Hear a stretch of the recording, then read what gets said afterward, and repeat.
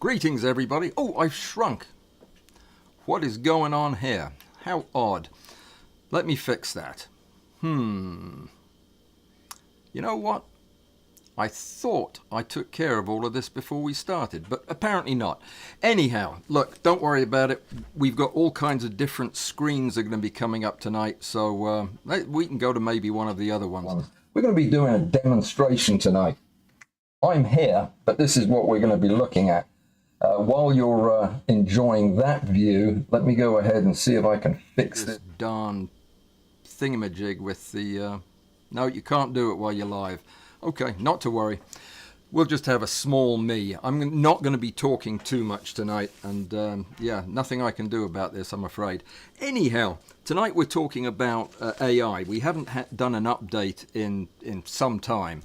And in AI time, it seems like it's been years since we've done an update.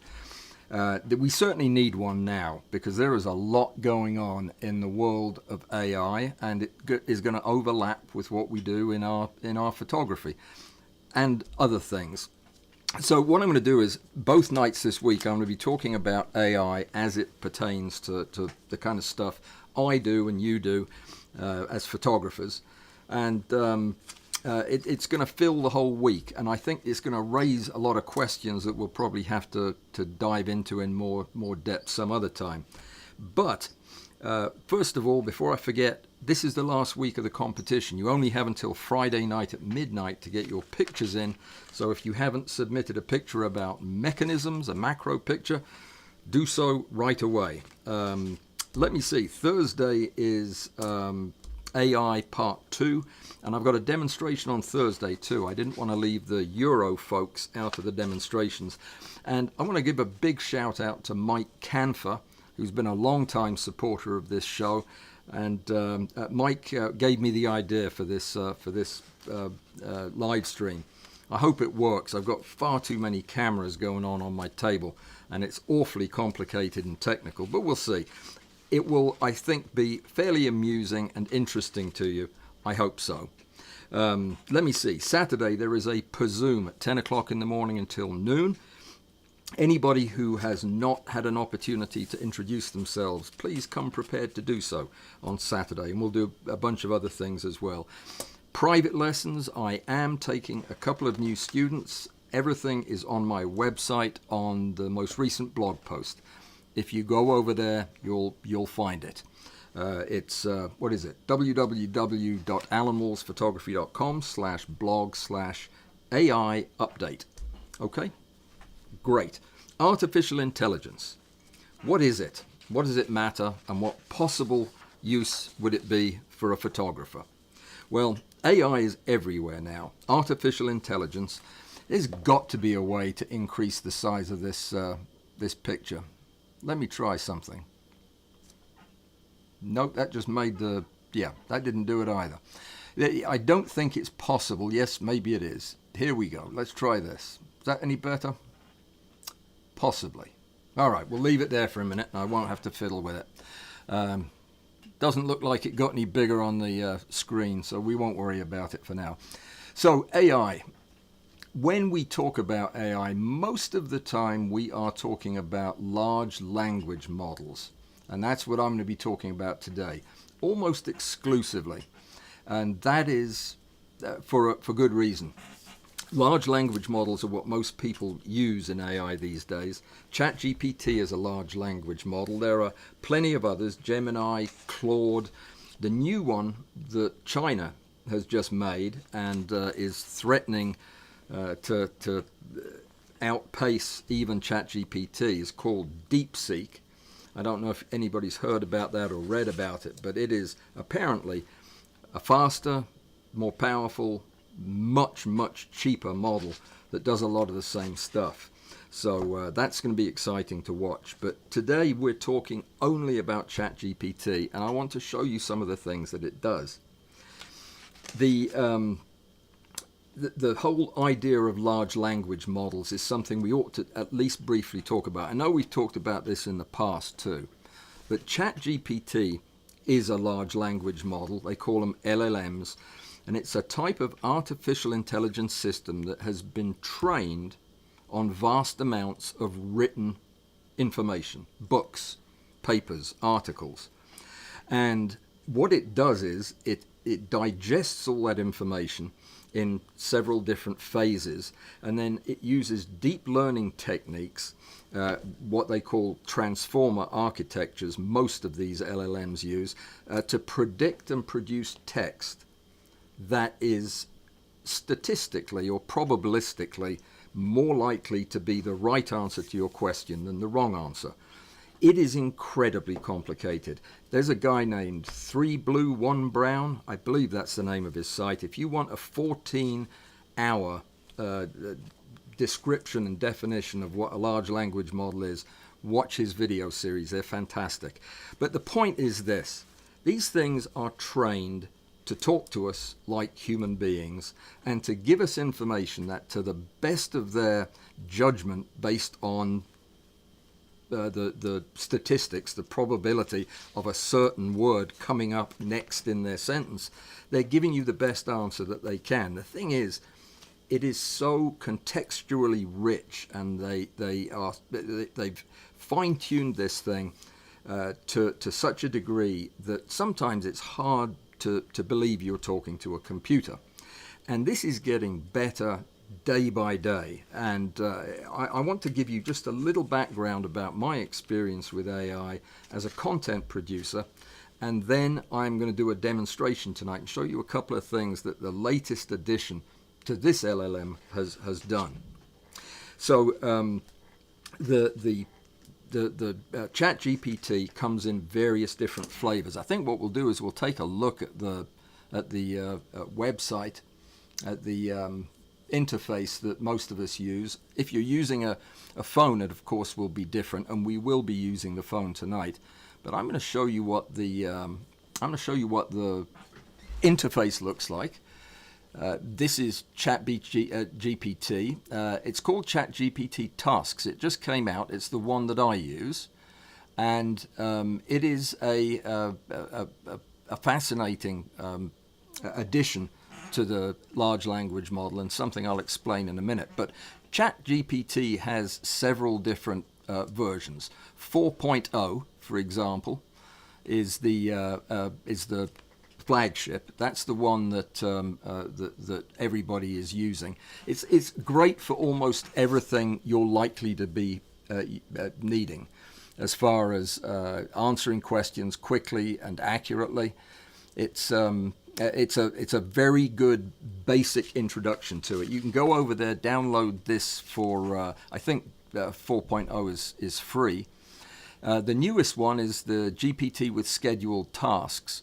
That's the one I use, and that's the one where you can go into GPT and schedule something for it to do. I have it give me an update every morning at 9 o'clock and tell me what's going on with AI, because I'm interested in it, and it will give me a summary of everything that's happened in the last 24 hours, which you won't believe how much stuff happens. Most of the time, I'm using 01 or 01 Mini.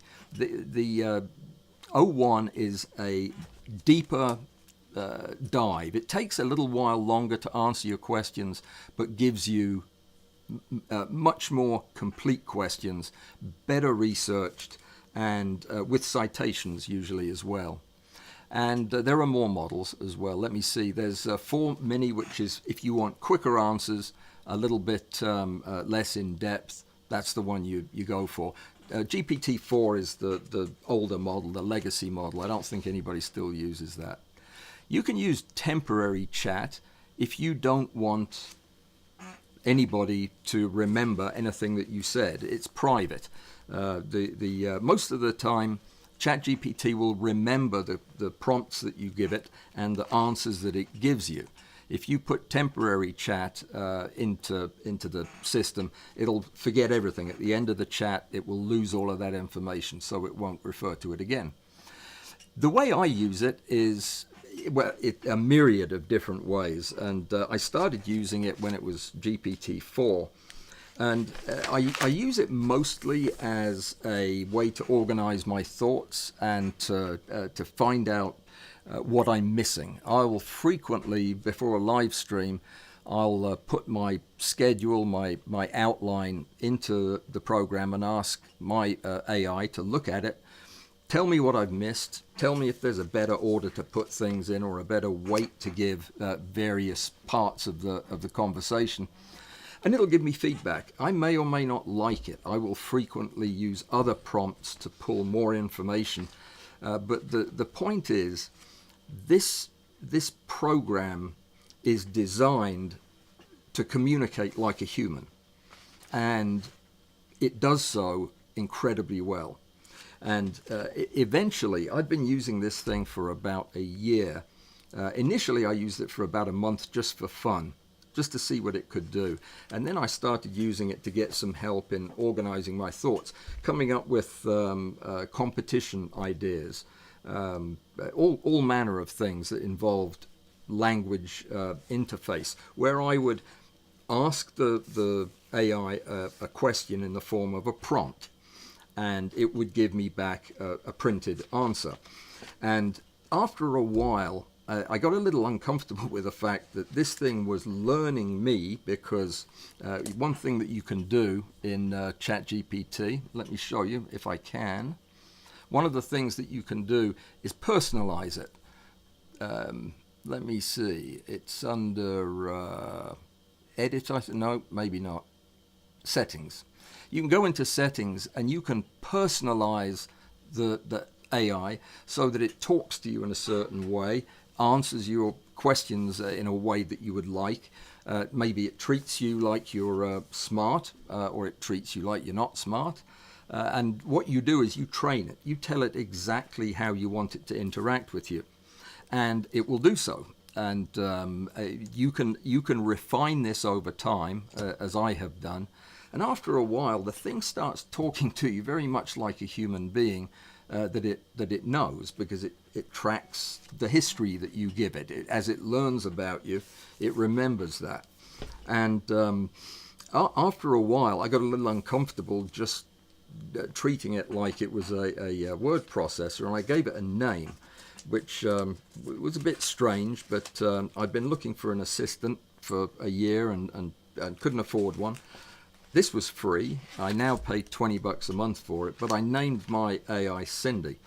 Don't know why. Easy to spell, and yeah, so that's her name. And I use her now for a myriad of things: keeping track of schedules, creating transcripts from live streams. You can do almost anything with this that involves words. Where ChatGPT kind of falls down a little bit is when you're using it for numbers or math. It's not really good at that. Now, I have tried to find out as well as I could what the problem is, why it makes mistakes in math as badly as it does. Sometimes it gets them right. Whereas the ideas that involve words and language, it seems to nail most of the time. I think it's because the way these things train is they ingest all this vast amount of information, and that forms the basis of their answers. And if you're doing that with words, it's able, I think, to sort through nuance and come up with ideas that are more likely to be in the ballpark. But with numbers, where you need an exact answer, there's a lot of rubbish out on the internet, and if they're reading a lot of conflicting ideas, you end up with a lower and lower likelihood that it's going to hit on the right one. So I don't recommend using the ChatGPT to discern facts. It's probably not a good idea. Also, not to give you answers to questions that involve calculations and numbers. There are better tools for that. The Chat GPT 01 is a good bit better than Chat GPT 4.0, but it's still not really completely reliable. Now, these days I use it as I always have, but I've added a lot of different things to it, a lot of different capabilities. And the purpose of today's live stream is to show you a couple of the more exciting things that it can do, and ways in which you as a photographer might want to use it. On Thursday, when we delve into the other tools that are out there in AI that cross our paths as content creators or content consumers, we'll look at some other really very, very cool stuff. And I've got a demonstration about that too. But today, the first thing we're going to do is actually, we're going to talk to chat. Cindy. We can now do this because of the developments in the software that have come up with an advanced language, advanced voice modeling that allows you to directly interact with this program as if it were a human being. And what we're going to do is I'm going to ask it a few questions just to get the ball rolling. And then I'm going to let you ask it questions if you want to. So I don't have a back channel today, unfortunately, if Alistair's here. But if you put your questions in chat, I'll get them and I'll ask them directly for you. And we'll see what we come up with. But I want to show you a few of the things that she can do. Now, when I was checking out this camera setup and everything that I had earlier today, we got some disconnects, and that does happen from time to time, especially at peak hours of the day. If that happens, it usually reconnects, but we'll just see what happens when we start. Now, what I have done is I have hooked up a bunch of cameras so that you'll be able to see what's going on. We're going to be using this little stage to test out Cindy's ability to recognize things. And we're also going to be using a different version of GPT. Don't look at the screen while I type my password in. There you go. So what we're going to do is open ChatGPT, and we're going to start the new. By the way, if my voice just went bizarre, it's because I'm using a different microphone so that I can get over here near the phone. So what we're going to do is we're going to get her started. The way we do that is by starting a new chat. Now, hello. I'm sorry, but I'm having trouble responding right now. Please wait. Okay, she's having trouble responding. Let's try her again. Hi, Cindy. Hi, Alan. How can I help you tonight?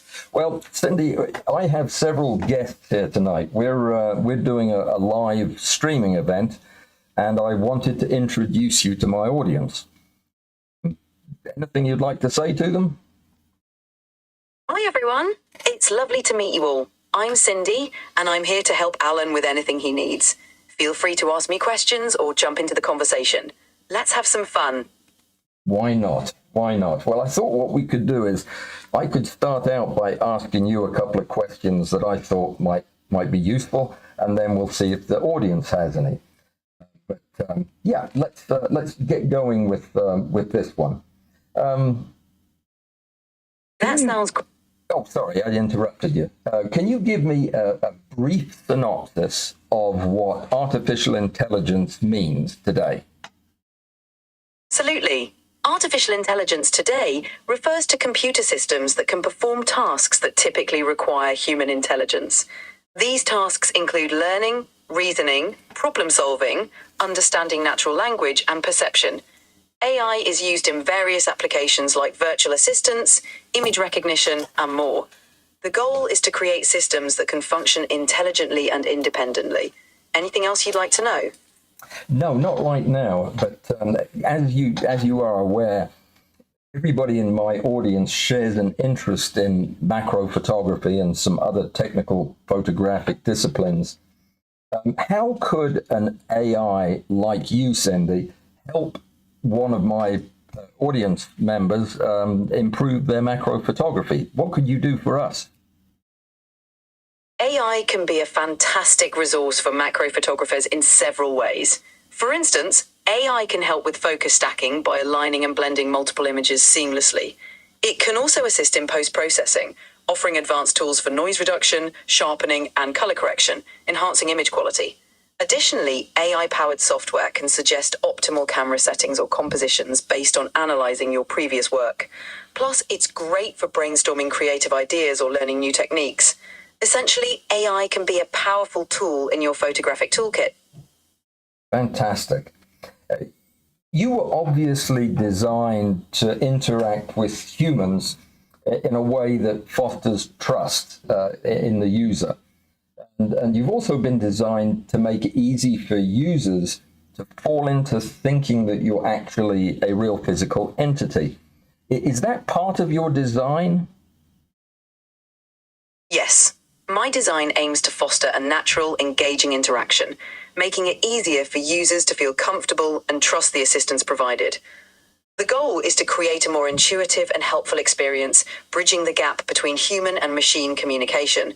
However, I'm entirely virtual and here to support you in whatever way I can.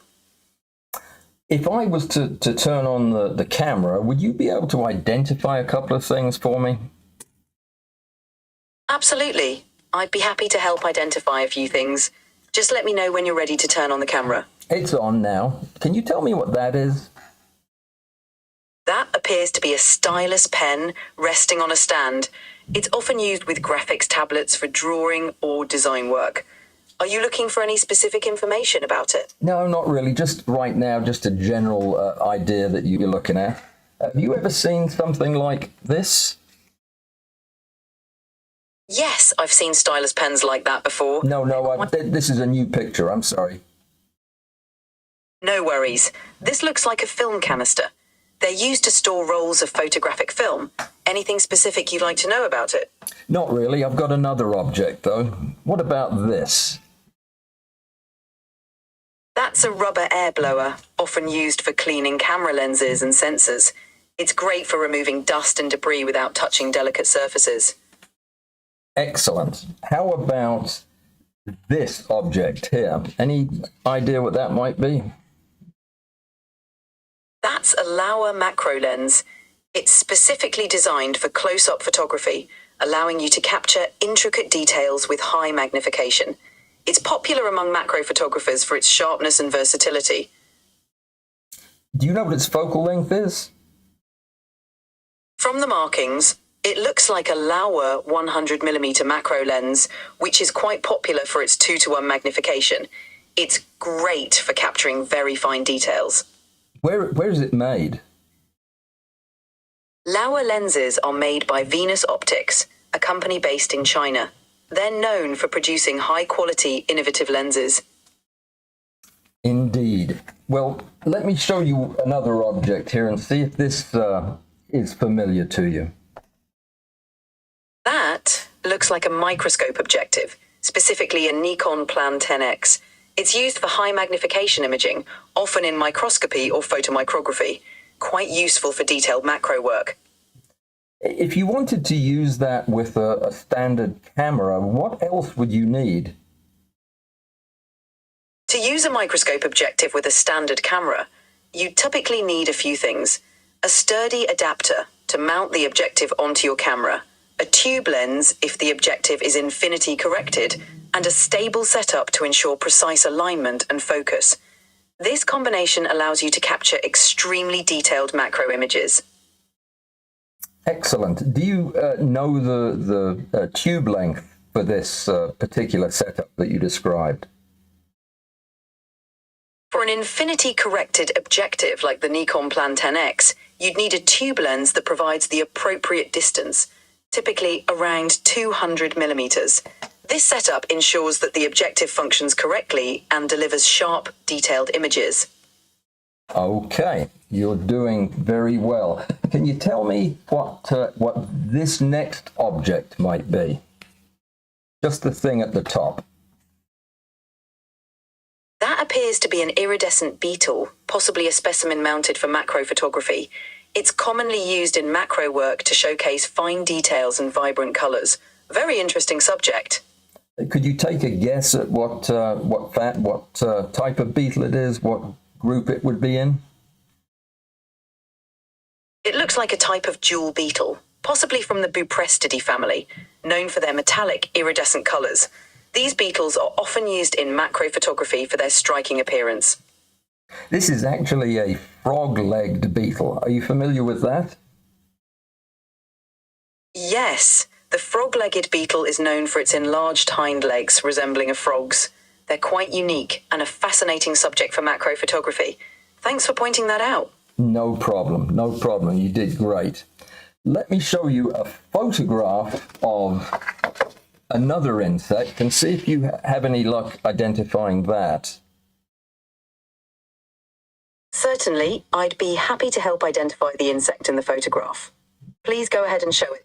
There it is. It's on screen now. That looks like a highly detailed macro shot of a metallic green sweat bee, possibly from the AWPhotography genus. These bees are known for their striking iridescent coloring. It's a beautiful subject for macro photography.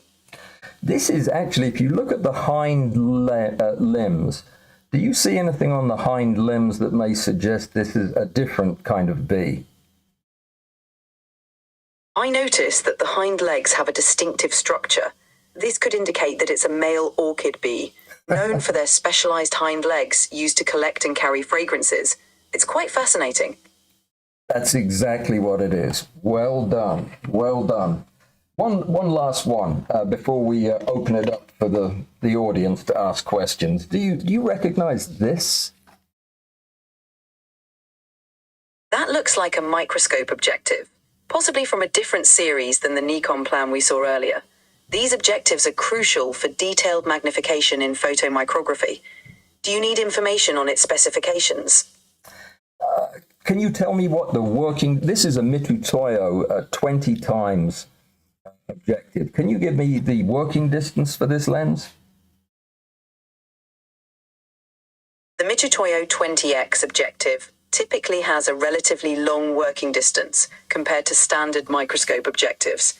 For the 20 times model, it's usually around 20 millimeters, allowing more space for illumination and specimen manipulation.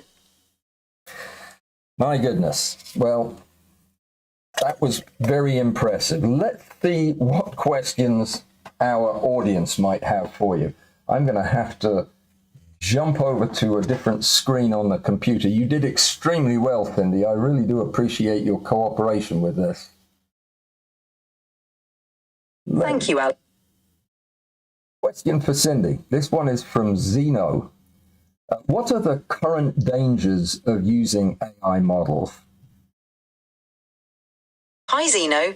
One of the current dangers of using AI models is the potential for bias in their outputs, as they learn from data that might reflect existing prejudices. There's also the risk of misinformation, especially if AI generates content that seems credible but isn't accurate.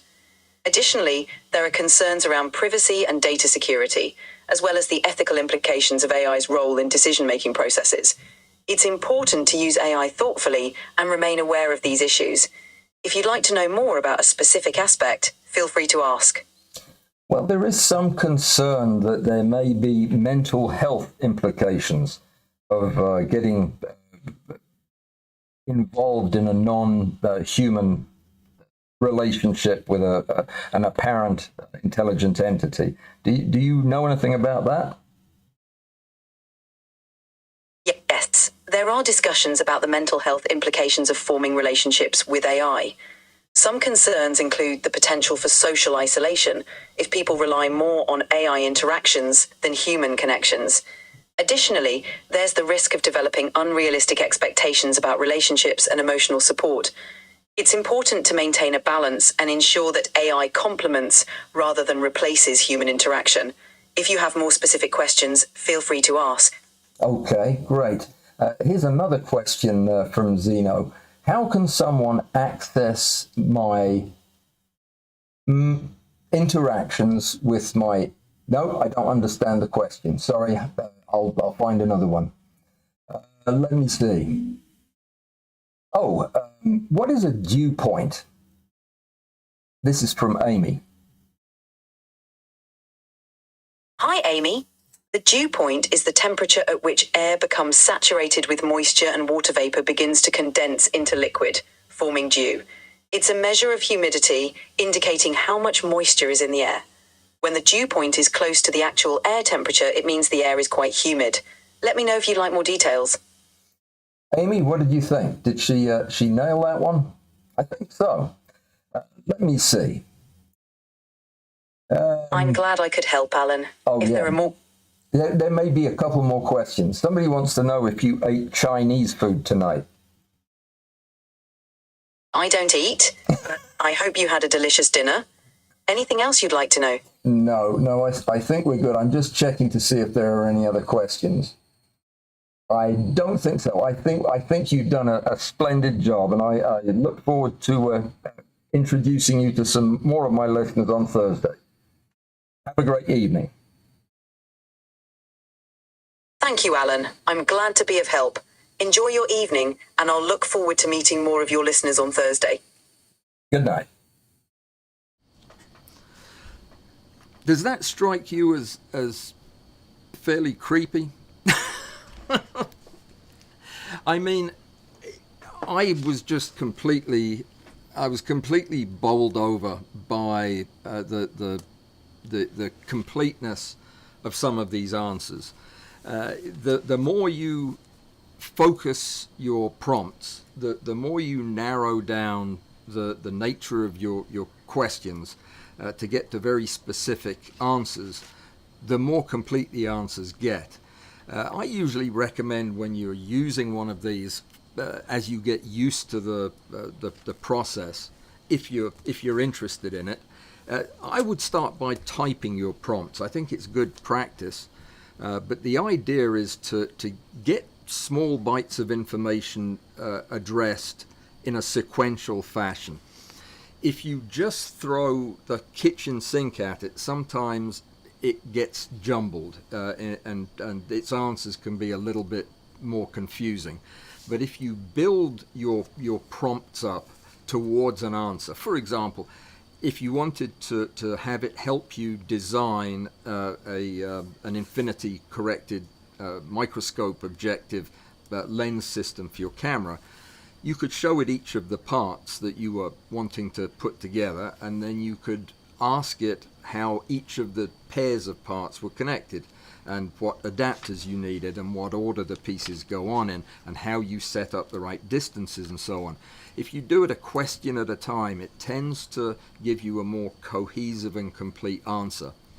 But there are so many different ways that you could use this as a tool for helping you decide on step length, for example, because it has access to all of the step length calculators, and if you direct it towards one that you trust, you can have it do the math for you. Now, I would trust that math if you're providing the material that it's going to use. I think that unless you've been keeping up with this, you are probably quite surprised how far this whole thing has come. And you wouldn't be surprised to know that I absolutely rely on the speed and the accuracy of our conversations to help me put together thoughts for videos, for meetings, for letters, for live streams even. It's just a wonderful way to fill in gaps that I may not have time to research one at a time. It's a fantastic resource for finding other resources, asking for book references, and a lot of the things that initially were problematic when it first rolled out seem to have been corrected with subsequent iterations. And there is no doubt in my mind that it is getting more and more powerful and more sophisticated as I learn how to use it and these new models fix the problems of the past ones. It's important to use the right one, the right model, for the right kind of question. If you're just looking for short, quick, direct answers, probably the 4.0 Mini is the way to go. But if you're looking for to flesh out a difficult concept, if you're using it as an educational tool for yourself, then maybe you'd be better off using 01, or I thought 01, I think they call it. I haven't used the 01 Mini yet, but that's the same as the 01, only with faster answers. And the scheduling, the tasks program is absolutely fantastic, because it will remind you of whatever you tell it to remind you of and give you whatever information you want at that time. It's just such an exciting time to be alive, and in my particular job right now, this is such a cool thing to have. Think of something that you're trying to learn, and you are getting hung up on some parts of it.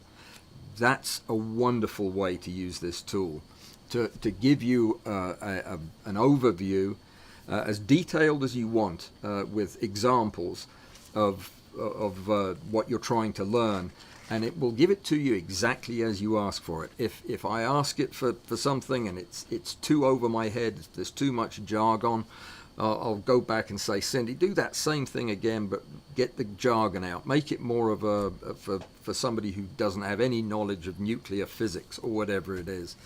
And they will adapt the answers. The program will adapt the answer until it's something that you're looking for. There is a skill to using it.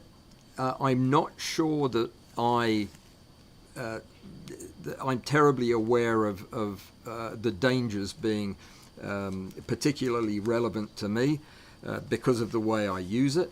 But I must say there are times that in our conversations I will find myself smiling because something humorous that she says, and I forget I'm talking to a machine. So maybe that is a problem. I don't know. Is there anybody out there who uses this particular machine, this particular program, on a fairly regular basis, and has anything they'd like to add about what they use it for? I would absolutely love to know, because really the sky's the limit. People are using this for just about everything. If I'd had this in college, it would have written all my papers for me, I'm sure. Can you believe it? It was able to identify microscope objectives and beetles, and I had not shown any of these to her before tonight. This is absolutely the first time I've presented any of these objects. Very, very impressive. And the more you challenge it, the more impressive it gets. Software, if you use microcontrollers, Arduino, for example, or those Pi things, if you use those computers and you need to write code and you're not a coder, the machine will do it for you. And it isn't always right. It sometimes needs to be tweaked. But most of the time, it's spot on for what I'm looking for. As long as you write a good prompt, you usually get useful information. And it's just a remarkable tool. And I think that the more I use it, the more I am impressed and slightly terrified as well by the power of this tool. And from what I have read, and I've only been reading about it for the last couple of days, this DeepSeek program from China is more impressive than the OpenAI products that are already out there. I have downloaded DeepSeek. I haven't used it yet. I haven't had a chance. I've been teaching today, but definitely it's going to be one that I try and test out.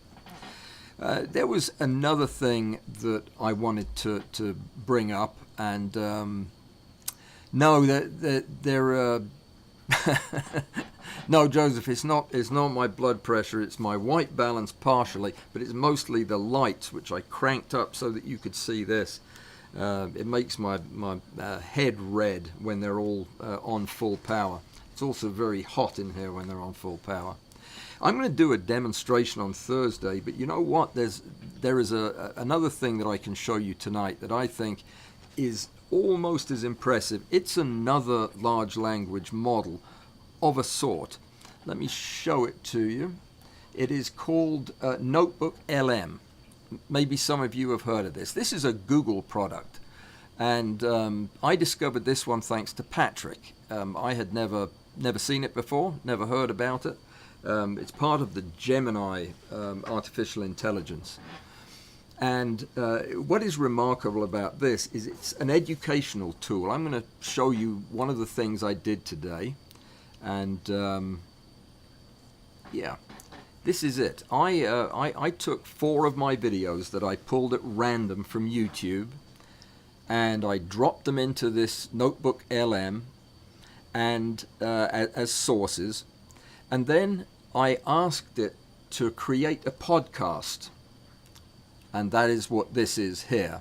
And I didn't even know what was in these. Well, one of them was the crash course video that I did a few months ago that was very popular, and I asked it to make a podcast featuring 2 people discussing this content. And I hope you'll be able to hear this. I'll crank it up. Let me see. Welcome to your deep dive. Looks like you've been getting into some extreme macro photography lately. Yeah, it's a pretty fascinating niche. Not just your typical flower close-ups, right? We're talking the really small stuff. Absolutely. We're talking about insects so small you practically need a microscope to even see them. Definitely not your average Instagram feed. The images coming out of this niche, though, really are astounding. Yeah, and we've got a stack of your sources right here. Some really in-depth YouTube videos from Alan Wall's photography. Oh yeah, Alan He Wolf. covers everything from stacking software tips. all the way to the surprisingly complex world of insect preparation. Oh, from what I skimmed, this Alan Walls guy is a total pro. Oh, he is. Even using a modified badminton racket to collect his specimens. He is quite the character, but also clearly deeply passionate and knowledgeable about this. All right, so what we'll do is synthesize these videos. Can you believe that?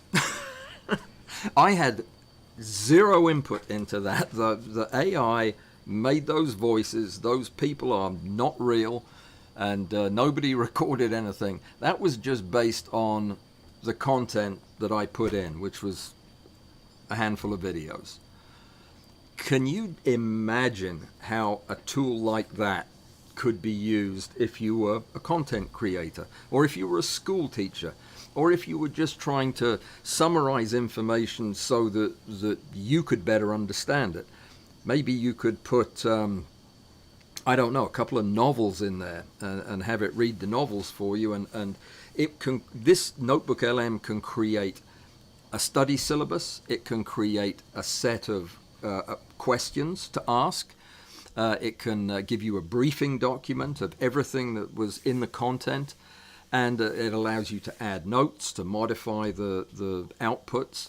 And all of this, and I'm not a software person. I don't know much about computers. I just know enough to cause problems for myself. And I never used Notebook LM until a few hours ago. And I installed it. It's free. And input the data and output that podcast. I'm almost tempted to publish that podcast because it's so interesting. It's crazy. So anyway, there are many more tools and programs out there that people are developing that I really want to get into on Thursday. But let me see if anybody has any questions. Is anybody using this stuff? If not, if there aren't any questions, what I'm going to do is I'm going to give you a couple of tips on how to use one of these LLMs that I've accumulated over the last few months. But let me see if anybody's got any questions. Paul has been fooling with Google's Notebook LM, a user customizable data crawler. Impressive, but not totally ready for real work. No, I don't imagine it is, but it's impressive enough to get my attention, I must say. Can she generate a photorealistic avatar to go along with voice responses? Not yet, but there are other programs that you can use as add-ons that will do that. I didn't have time to do that today, but it's not built in. In fact, strangely, if I ask ChatGPT 4.0 about identifying images or identifying objects, she'll say, I can't do that. I don't. That's not built in. Yet, if you go to the advanced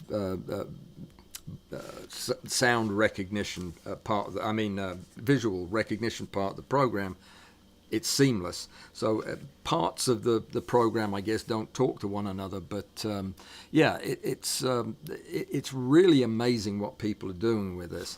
If you do a search on YouTube for large language models or ChatGPT in particular, you'll see that there are just a mind-boggling array of incredible ways people are using this technology to improve their productivity at work, to improve their writing, to get ideas for their art. It's just amazing. I haven't spent a whole lot of time looking at the other art programs because, to be honest, the image programs like DALL-E and the Adobe one are not particularly impressive to me. I mean, I know a lot of people like them and use them, but I've been generally disappointed in them myself, but I don't really have a use for them that much. This kind of stuff, though, of identifying photographs or identifying pictures I've taken through the microscope, she was able to give me the genus and species name of diatoms that, it would have taken me hours to sort that out. So there are really, really good ways to do it. And let me see, any other questions? Robert, you think it's a clown show? You aren't interested in that? That's a shame. I think it's just fascinating. Let me see. Who is this Hallister? Is he my new AI bouncer? I think he must be. Yeah, Robert makes a good point that kids can use this tool to pass exams and still be dumb. Well, yeah, I mean, that's a big, big problem. This tool is not for everything, and it's not for everybody, and it probably needs to be controlled by parents and other responsible adults. And adults should learn how to use it in a way that's safe and productive for them. I do not think that this is magic or a panacea. I just think it's an incredibly powerful tool. How much of my life have I spent sorting through books and reading book chapters, looking for information that this thing can find for me in minutes, sometimes seconds. It just makes me more productive, and it's a real benefit in my work. All right, so Alan Rechtenwald went camping in 3 degrees Fahrenheit. Okay, do you want me to ask ChatGPT if that was smart? I don't think so. All right, so Project Outdoor Life uses it practically every day for writing. And let me see. Writing projects, plans with scope, schedule and budget, grants, everything. I wonder if she can ID antique watchmakers' tools. I don't have any watchmakers' tools. I don't have any unusual tools on my desk. That is a great question. Amy, do that. Put that together and see what the AI does. I would be very surprised if the AI could not recognize a tool if it's ever been in any kind of production. I'll look into that avatar thing, though. I would love to work out a way to have an avatar to talk to instead of that blue blob. But I don't really use the advanced video model at all. In fact, I don't even use the speech part of it. I prefer to type my prompts and read the responses. It's equally useful for me. Klaus must have sworn or something because his message was retracted, but I bet it was a good one. Let me see. All right. Not seeing any questions. Robert thinks it's a clown show. I don't think it is. I think that this is something we learn to use to our benefit, or we are going to get run over by. I would be very concerned if I was in certain professions at this point in time. I think that this has already made some jobs redundant, and it's going to do that more and more, because this is a tool that doesn't need health insurance and other benefits, and it's always on until it's off. It went off this weekend, and slowed down my research.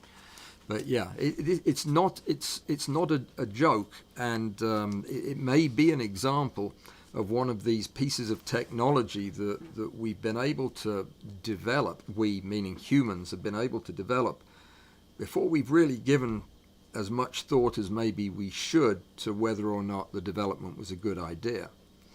And that is a little bit worrying when we let the ingenious part of this just go on unchecked, because I can't imagine where this goes next. I mean, it is such a remarkable piece of invention.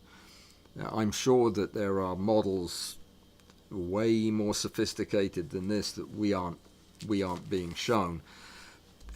And you can't put this stuff back in the bag, and that's what China's DeepSeek has shown, that they were able to take the same architecture or the same models that GPT used and do them cheaper with far less powerful processors, and put out a product that works better. And on almost all the benchmarks, it scores higher than Gemini and ChatGPT and all of the others. You should check it out if you're interested in this stuff. DeepSeek is something to keep an eye on. I'll let you know how it is probably on Thursday, because I have downloaded it and I plan to play around with it in the next couple of days. But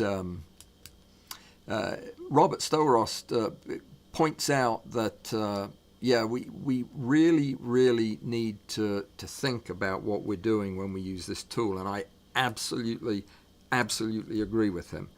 It's not something that you use lightly, and you need to understand what its limitations are, just like we have to learn what our own limitations are. And understanding the limitations of a program like this is very, very important. So I think the best place to start would be by, if you're interested in this, is by either installing the program and asking ChatGPT to explain it to you, or watching a video series like the three blue, one brown. That is one incredible series of very, very deep diving articles on how this program works. It is incredibly complicated. It sounds, when you describe it, fairly straightforward, but it is not. It is using vast amounts of data to narrow down answers, and it's doing this basically one word at a time, or what they call token at a time. But when you put in the prompt, the machine is just chewing through an enormous amount of data to come up with the response that is most likely correct. And that raises another question. If the machine is requiring that many calculations, and it's in the, can't even hazard a guess how many calculations it takes to answer a single prompt, but that is compute time. That uses electricity, and electricity needs to be made. And this can be a very significant drain on resources of power, and it's something that I think we should ignore at our peril. We don't have limitless supplies of power, and the power that we do make comes at a cost to the environment. Where is this power coming from? And it's a lot. The data centers that manage this stuff are absolutely massive, and they make a significant dent in the power grid when they're all cranked up and running. So what do you think? Do you think this is something that you have some interest in learning about? Do you think it has application in photography? I do. I certainly think it has application in anything to do with writing about photography or reading about it. I had another question I was going to ask it. I was going to ask it if it knew some people that we all know, and I forgot. But yeah, it does. It knows a lot of people and knows a lot about them too. So it's a great way to prepare for an interview, for example, that I have coming up this weekend. I forgot to tell you about that. I'm meeting with Zamir Pena at the end of this week to talk about his diffuser and his business and his plans, and he's a nice guy. I think you're going to enjoy that. Let me see. A couple of tips. Try to work through your question or your query in a stepwise fashion. Go step by step and guide it through. If you do that, you'll get better answers that will make more sense. Use the phone app when you're out and about, because it's as powerful as the desktop app. I have it on my phone, and when I'm driving, I will sometimes talk to it there to get information. It's like Siri or Alexa, only it's smart. Very smart. You can use it to organize your day. You can use it to organize your holiday. You can use it to organize travel plans. It'll tell you where to eat, where to get a hotel room, where not to go in a city. It can give you the train times or whatever it is you need. You just ask and it will go find it for you in a fraction of a second. Customize it like I did. The more you tell it about yourself, the more appropriate its responses will be to you. If you want it to talk to you like you're a 5-year-old, it most certainly will talk to you like you're a 5-year-old. But you can customize that, and it's infinitely customizable. You just tell it what you want, and that's what it'll do. It has a bunch of different voices. I just chose the English girl because, well, that's just me. But they've got about 10 or 12 different voices you can use, and there are other apps that you can use as add-ons that increase the options there. And let me see, where's the rest of my... if you are going to get this, connect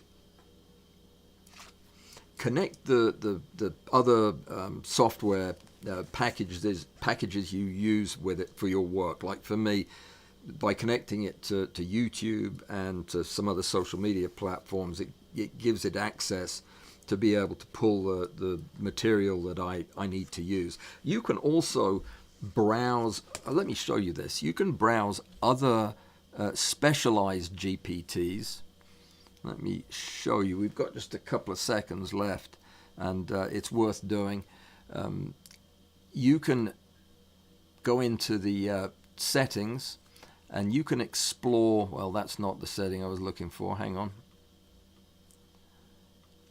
Let me see. Let's go to 4.0. There it is. So you can explore other GPTs. ChatGPT is not the only one. You can even make your own.